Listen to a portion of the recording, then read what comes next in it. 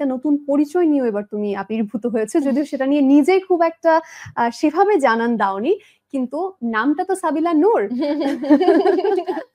জিনিসটা জানাজানি হয়েই যায়। নিজে প্রথমবারের মতো বই লিখলে, এবারে বইমেলায় আসলো, এই অভিজ্ঞতা নিয়ে একটু বলো কেমন ছিল?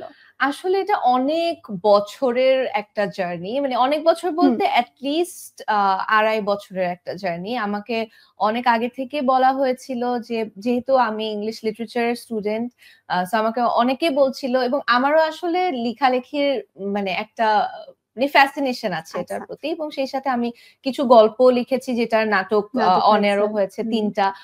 তো বলতো যখন, আমি ভাবতাম এত আসলে এই কাজটা আমার কাছে এত কঠিন মনে হয়, মানে কঠিন বলতে এত মানে মানে আমার কাছে একদম প্রপার মেন্টাল স্টেট না হলে আসলে একজন রাইটার তো লিখতে পারে না।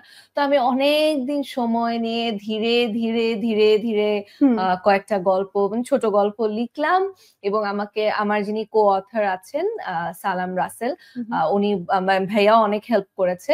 সো সবকিছু মিলিয়ে তারপরে মানে হুট করে মনে হলো আচ্ছা হয়ে গেল ফাইনালি। ভালোবাসা অতঃপর দিয়ে লেখক সাবিলা নূরের আবির্ভাব। সারা কেমন পেলে? মানুষ কি বলেছে লেখা পড়ে? আলহামদুলিল্লাহ খুবই ভালো।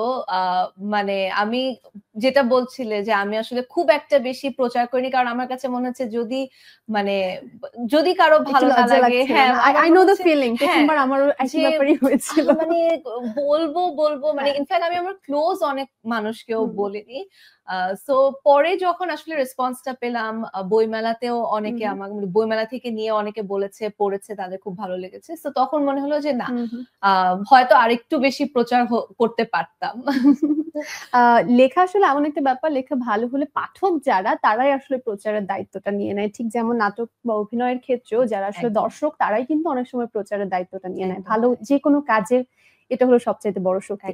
সাবিলা, অনেক কথা বলছি, I would love to just chat like this, but আমাদের এই অনুষ্ঠানে এখন আমরা কিছু আলাদা আলাদা করে সেগমেন্ট করেছি। তুমি আগেও এসেছো, তাই তোমাকে এভাবে বলছি।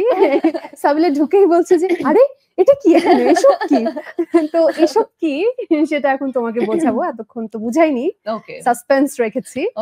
তো প্রথমেই তোমাকে যে বলে একটা বোলের কাচের জারের ভেতরে কালারফুল পেপার দেখতে পাচ্ছ। এই চিরকুটগুলোর ভেতরে তোমার জন্য একটা করে প্রশ্ন আছে। সো তুমি যে কোনো একটি পেপার তুলে আমার হাতে দেবে, দেখা যাক তোমার জন্য কি প্রশ্ন থাকছে। ওকে, তোমার হাতে দিব? আমার হাতে দেবে, হ্যাঁ ঠিক আছে। প্রশ্নটা তো আমিই করব, তো দেখা যাক। সাবিলা একটা গোলাপি রঙের চিরকুট তুলেছে, এটার ভেতরে দুটো আছে তো, বাকি ও না, গ্রিনও দুটো আছে। ওকে ওকে। গুজব, গুজব ব্যাপারটা নিয়ে তো সাবিলার অভিব্যক্তি বলে দিচ্ছে যে হ্যাঁ, তাহলে এটাই বলো যে কোন গুজব সাবিলাকে অনেক বেশি কষ্ট দিয়েছিল? না আসলে আমি বলতে পারো অনেক লাকি এই দিক থেকে যে আমি আসলে সেই রকম কোনো গুজব শুনিনি যেটা আমাকে খুব কষ্ট দিয়েছে বা মানে মনে হয়েছে যে কেন এরকম কথা বলছে।